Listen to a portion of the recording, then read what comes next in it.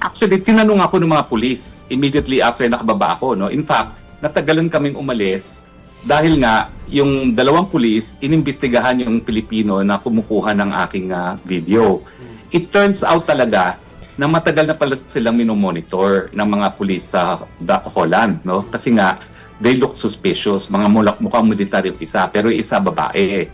Tapos, nakita nila na, kasi hindi ako dumaan sa sa regular proseso. Hinatid ako ng sasakyan, umakyat ako ng stairs, diretso na sa tube. Napansin nila na vinivideo ako, no? Tapos sumakay ng eroplano at patuloy pa rin ang pagvivideo.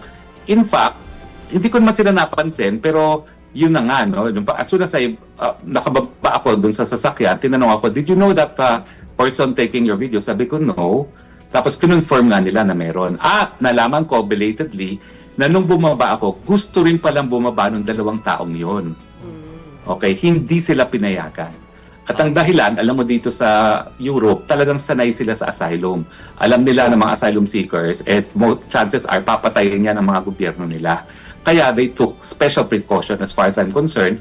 At tama naman ang kanilang suspecha kasi nga gusto rin daw palang bumaba ng dalawang taong yun nung hindi ako sumakay dun sa flight. So sure kayo na hindi sila ordinaryong mga mananakay or mga kasakay lang ninyo doon sa eroplano?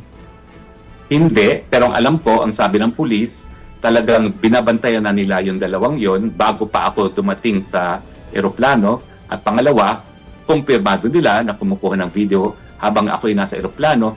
At pangatlo, kinwestiyon nila, kaya kami na-delay. Nasa sasakyan na ako, yung dalawang police, airport police, nasa eroplano pa, kinwestiyon nila. At sa pilitan nilang pinabura ang mga videos. Okay. Yun ang sinabi sa akin. No? Saka parang At sinabi rin nila na nagpupumilit bumaba din, hindi sila pinayagang bumaba ng eroplano.